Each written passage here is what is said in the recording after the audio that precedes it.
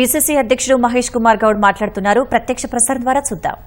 మహిళలతో ఒక పెద్ద బహిరంగ సభ ఏర్పాటు చేసి గత సంవత్సరం కాలంలో కాంగ్రెస్ హయాంలో మహిళలకు జరిగినటువంటి సంక్షేమ అభివృద్ధి కార్యక్రమాలు వివరించే కార్యక్రమం వరంగల్లో తలపెట్టినాం.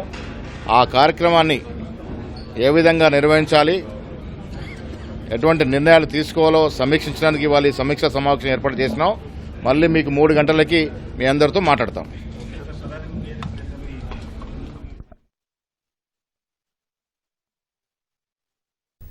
పార్టీకి ఈ రాష్ట్రంలో నూకలు చెల్లిపోయినాయి.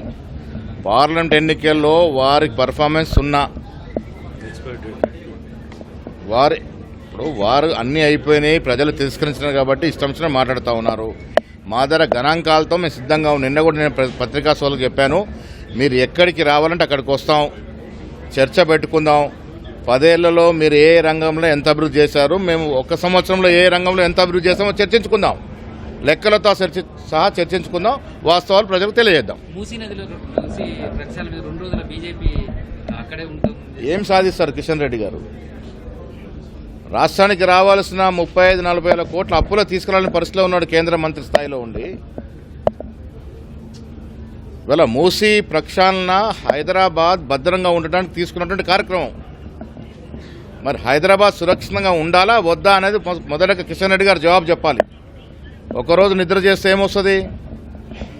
ఇప్పుడు మూసీ ప్రక్షాళన అనేది ఎవరి స్వార్థం కోసం కాదు, భవిష్యత్ తరాల కోసం చేపడుతున్న కార్యక్రమం. హైదరాబాద్ ఎంత పెద్దటి వాన పడ్డా సురక్షితంగా ఉండాలి అంటే మూసీ సమూలంగా ప్రక్షాళన జరగాలి. దానికి వారు సమ్మతంగా ఉన్నారా లేదా? అసలు హైదరాబాద్లో నివసిస్తున్నట్టు మూసీ పరివార ప్రాంతాల్లో నివసిస్తున్న 40% జనం కోసం వారు సురక్షితంగా ఉండాలా వద్దా అనేది ఫస్ట్ తేల్చుకోవాల్సిన అవసరం ఉన్నది. ఇలా 1 రోజు 2 రోజులో ప్రజల అటెన్షన్ డైవర్ట్ చేయడానికి అక్కడ నిద్ర వేసినంత మాత్రం జరిగేదేమీ లేదు. వాస్తవాలు తెలుసుకుంటే కేంద్ర మంత్రి స్థాయి ఉన్నటువంటి కిషన్ రెడ్డి గారికి మంచిదనే మాట సలహా ఇస్తా ఉన్నాం.